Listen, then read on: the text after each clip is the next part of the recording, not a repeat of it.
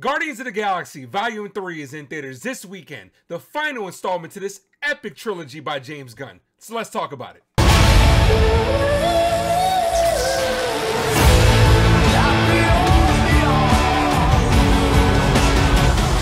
Yeah, what's going on, everybody? I'd like to welcome you back to the Ace Avenue. I am the Ace, and I just got done seeing Guardians of the Galaxy Volume 3 two times today. Yes, 2 times. I am a huge MCU fan, and I'm excited because this is the first big MCU content I get to talk about on this channel. So this is a spoiler-free review. Once again, I'm letting you guys know this is a spoiler-free review. I will be having a spoiler-filled review and also a ranking of the Guardians of the Galaxy movies 1, 2, and 3 on this channel. But for right now, I hope you guys enjoy this spoiler-free review. But before I get started, let me know down in the comment section what you thought about this movie. Let me know if you liked it, if you didn't like it. Where does it rank amongst your favorite MCU movies? So I'm very excited to get into this movie. Let's get right into it. Here are my thoughts. Okay, in my opinion, Guardians of the Galaxy Volume 3 is one of the best MCU movies, not just that we've had in a long time, but in general. To me, this movie checks all the boxes. It was emotional, it was funny, it was action-packed, great storytelling, great pacing, great tone. Everything about this movie, to me, just hit on all cylinders.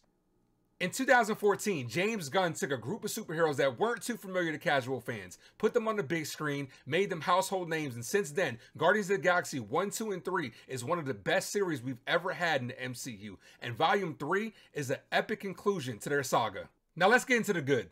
This movie absolutely delivers everything you could expect and want from a Guardians of the Galaxy movie. The main thing I'm going to say about this, it has focus. Where a lot of MCU movies in the past have kind of lacked focus and been all over the place, Guardians of the Galaxy has a pretty straightforward plot that gives clear objectives to not just the heroes, but the villains. And when you have a movie that does that, you have an opportunity for great character development and epic character moments. Now, being that this is the final installment of this series, I feel like we got great closure to these character arcs. Now, the way they were able to accomplish that was we got to take a deep dive into each character's backstory. The storytelling for each character and their backstory was simply amazing. Best part of this movie, hands down. We got to see what makes each character and what breaks each character. This movie was super emotional, especially when they take a deep dive into Rocket's backstory. Very, very emotional. You can definitely feel the moment, and the tears were definitely flowing. The family dynamic and relationships of the Guardians is definitely one of the best parts of this movie. We got to see each character not just overcome their own conflicts, but the conflicts of each other, which led to great character development moments and ultimately had them come together as a team. The tone to me was perfect for this movie. Now, I know in the past, Marvel has a hard time with the tone, whether it's too dark and in 1 second, it's very lighthearted. But for me, in this movie, the tone was perfectly balanced, as all things should be. They didn't try to undercut the emotion with humor like they've done in the past. Marvel has made that mistake a lot, but in this movie, we got to feel the magnitude of each moment, and to me, it was perfect. Now let's talk about the action. Some of the best action sequences that you'll see out of a Guardians of the Galaxy movie. It was hard-hitting, great visuals, great cinematography. The fight scenes were very well choreographed, and what I mean by that is, in the past, Marvel has gotten very criticized for having too many cuts through their fight sequences, meaning that you'll see a guy throw a punch, it'll get cut to the next scene of him getting hit, and they definitely show too many cuts, but the cinematography was some of the best that you'll see throughout this movie. There's one scene where I'm not going to tell you guys what it is, but when you hear the song No Sleep Till Brooklyn by the Beastie Boys, you'll know what I'm talking about. That scene was an entire one take that felt like it was about 5 minutes long. It was shot perfectly. Beautiful cinematography, very well done by James Gunn and the MCU. Definitely some of the best. That scene alone was one of the best fight scenes that you'll probably see out of an MCU product. Now let's talk about the antagonist. I definitely think Will Poulter did a great job as Adam Warlock. At first, it was hard for me to see him outside of... You guys are getting paid? I think he did a great job. He definitely has the look. I'll talk a little bit more about it in the bad section, but overall, I think he did a phenomenal job, and I look forward to seeing him more in the MCU. Now let's get into the bad. Let me preface this by saying there's not a lot of things I didn't like about this movie. I'm just looking at it from other people's perspectives that they might not like, and definitely taking that into consideration. One thing I'm going to say that a lot of people might not like about this is this movie is very, Adam Warlock is very Taskmaster-esque, meaning that he's not the main villain. The main villain is the High Evolutionary, but he's pushed along that.